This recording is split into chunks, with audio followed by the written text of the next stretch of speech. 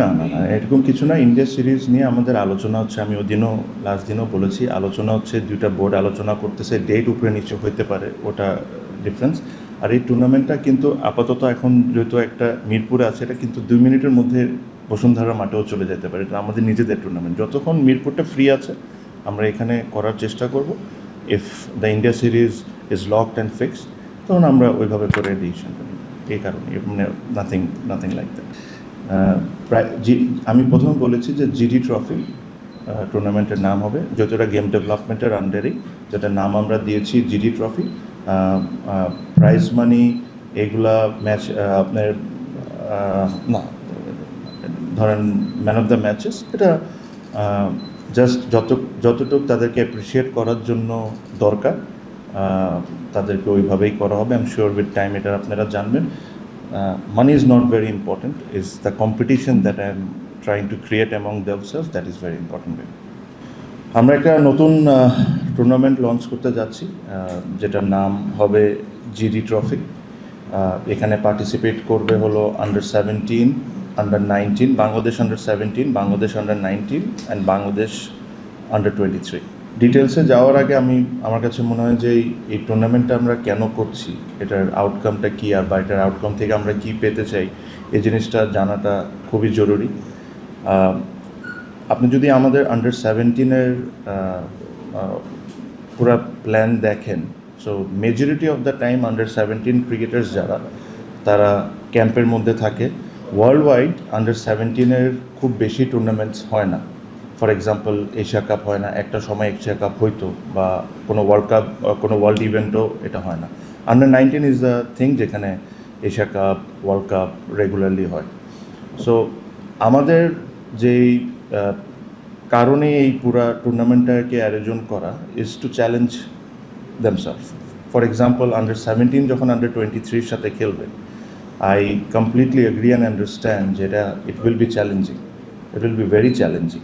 হয়তোবা খুব লো স্কোরে আউট হয়ে যেতে পারে, হয়তোবা খুব ভালোও খেলতে পারে, বাট এই বয়সে যদি ওদেরকে ওই চ্যালেঞ্জটা না থ্রো করা যায়, সো আমরা অ্যাজ ক্রিকেট বোর্ড সিলেক্টার্স, আমরা তো এই জিনিসটা বোঝার কোনো ওয়েই নাই যে এখান থেকে কি কোনো স্পেশাল ক্রিকেটার আছে কি না। আপনি যদি এখন ওয়ার্ল্ড ওয়াইড একটা জিনিস চিন্তা করেন, দেখেন 15 বছর, 16 বছর, 17, 18 বছরের ছেলেরা ন্যাশনাল টিম রিপ্রেজেন্ট করতেছে বা টপ লিগসে পার্টিসিপেট করতেছে, ওদেরকে নিয়ে এত বেশি আলোচনা। বাট আমরা কি আমাদের এজ লেভেলের 15, 17 ছেলেদেরকে এরকম কোনো সুযোগ করে দিচ্ছি যে ওদের মধ্যে যে একটা এক্সট্রা প্রতিভা আছে এটা দেখার জন্য? আমরা ওই ক্যাম্পের মধ্যেই থাকি, নিজেদের মধ্যেই খেলে জিনিসটা ওরা আস্তে আস্তে করে গ্রো করে। কিছু আপনি আমাদের দেশের বাইরে চিন্তা করার দরকার নেই। আমাদের মধ্যেই অনেকেই আন্ডার-17 থেকে ন্যাশনাল টিমে রিপ্রেজেন্ট করেছে, আন্ডার-19 থেকে ন্যাশনাল টিমে রিপ্রেজেন্ট করেছে। বাট এখন স্পেশালি আন্ডার-17টাকে নিয়ে আমি এত বেশি ওয়ারিড এই কারণে, আন্ডার-19-এরটা আমরা সবাই মনিটর করি, দেখি আমরা ওয়ার্ল্ড কাপে কে কেমন করছে, এশিয়া কাপে কে কেমন করছে। 23 also has a platform. But under fifteen বলেন, আন্ডার-17 বলেন, এখানে হয়তো এমন একজন থাকতেই পারে যে খুব special, probably ready to play BPL, ready to play a team or HP team, but তাদের জন্য তো ওই প্ল্যাটফর্মটা আমরা তৈরি করে দিচ্ছি না। এই টুর্নামেন্টটা ওই প্ল্যাটফর্মটা তৈরি করে দেবে।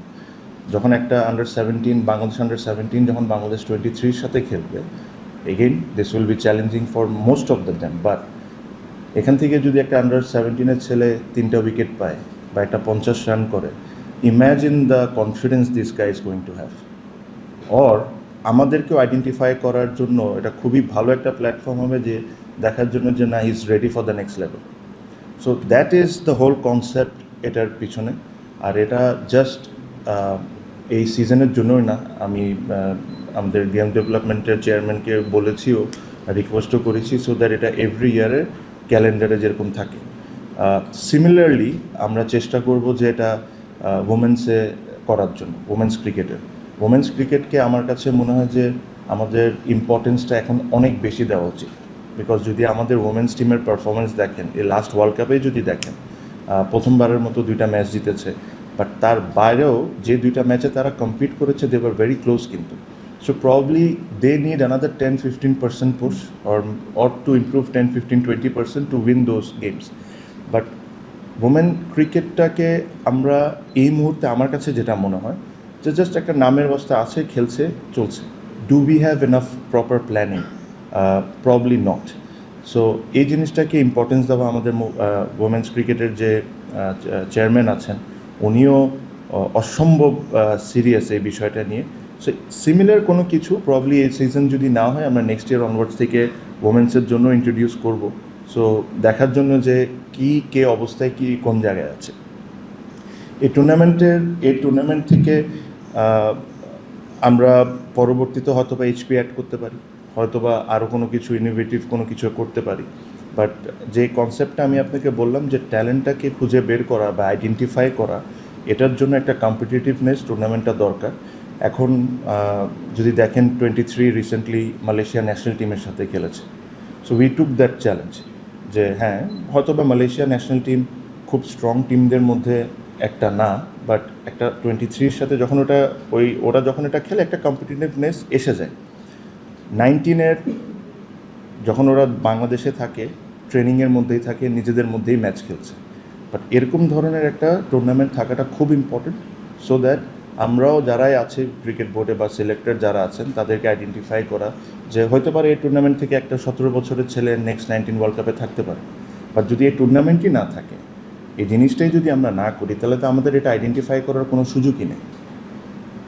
প্রবলি এই টুর্নামেন্ট থেকে দেখে একটা 17 বছর বা একটা 19 বছরের ছেলে নেক্সট প্রিমিয়ার লিগে পার্টিসিপেট করতে পারে, ওর মধ্যে ওই ট্যালেন্টটা দেখতে পারে। সো এই জিনিসটার জন্য এই টুর্নামেন্টটা করা, আমি আবারও বলি এই টুর্নামেন্টটার ডিসিশন আমরা খুবই দ্রুত নিয়েছি। তো যখনই কোনো একটা দ্রুত ডিসিশন নেওয়া হয়, হয়তো বা এখানে কিছু ভুল থাকতেই পারে। এই টুর্নামেন্টেও যখন দিস ইজ বোর্ডের পয়েন্ট অফ ভিউ থেকে বলছি, এই টুর্নামেন্টটা যখন করব আমরা চেষ্টা করব যে যত সুন্দরভাবে যত ভালোভাবে অ্যারেঞ্জ করা যায় ওইভাবে করব, কিন্তু ভুল হইতেই পারে। বাট ভুলের কথা চিন্তা করে কোনো কিছু করব না, আমি ওই ধরনের মেন্টালিটির না। যদি ভুল হয়ে থাকে আমরা নেক্সট ইয়ার ওটাকে আরও বেটার করব। সিমিলারলি আপনি যদি এই ন্যাশনাল লিগের এনসিএলের যে সেকেন্ড 11টা আমরা এবার করতে যাচ্ছি, আমি জানি, আমি এটাও বুঝি যে প্রসেসটা কীভাবে স্কোয়াড হবে, এই হবে, সে হবে, হতে পারে আমাদের এখানে 19-20 ভুল হইতে পারে। বাট তার মানে এটা কি আমি এটার চিন্তা করে আমি সিজন করবো না? না, আমি এটা করব। যদি আমার এখানে কোনো প্রসেসে ভুল হয়, ওটার থেকে আমি শিখে নেক্সট ইয়ার ওটাকে আরও বেটার করবো, কিন্তু হইতে হবে। That is my challenge and this is what I am going to do. আপনারা জানেন যে এর মধ্যে অলমোস্ট 4টা টিম এই মুহূর্তে বাংলাদেশের কোনো না কোনো টুর্নামেন্ট খেলছে। সাউথ আফ্রিকায় আছে, অস্ট্রেলিয়ায় আছে।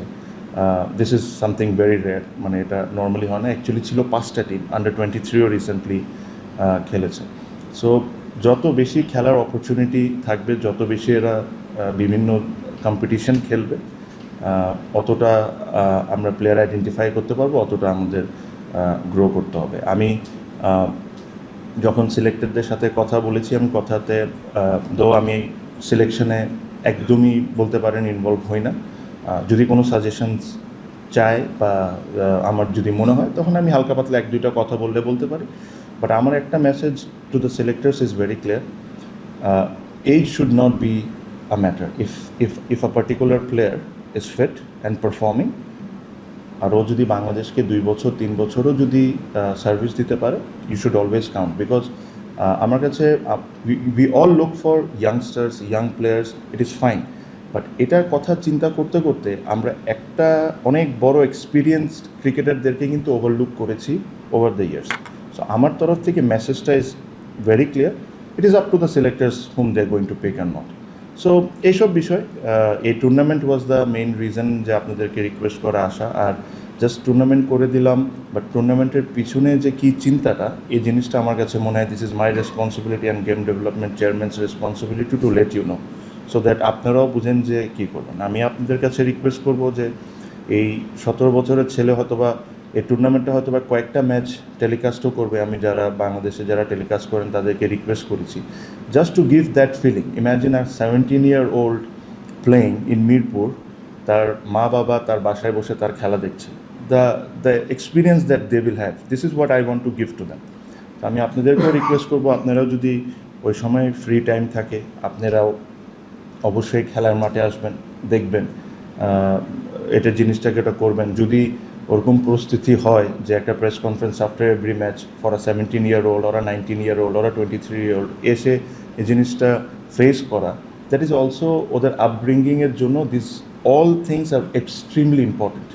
সো এটাও আমার তরফ থেকে আপনাদেরকে বলবো, প্লিজ কাম পার্টিসিপেট, দেখেন জিনিস কেমন হচ্ছে, how the future is looking like for Bangladesh cricket. So that is all. আপনাদের যদি কোনো প্রশ্ন থাকে আমাকে বলেন, আল আনসার।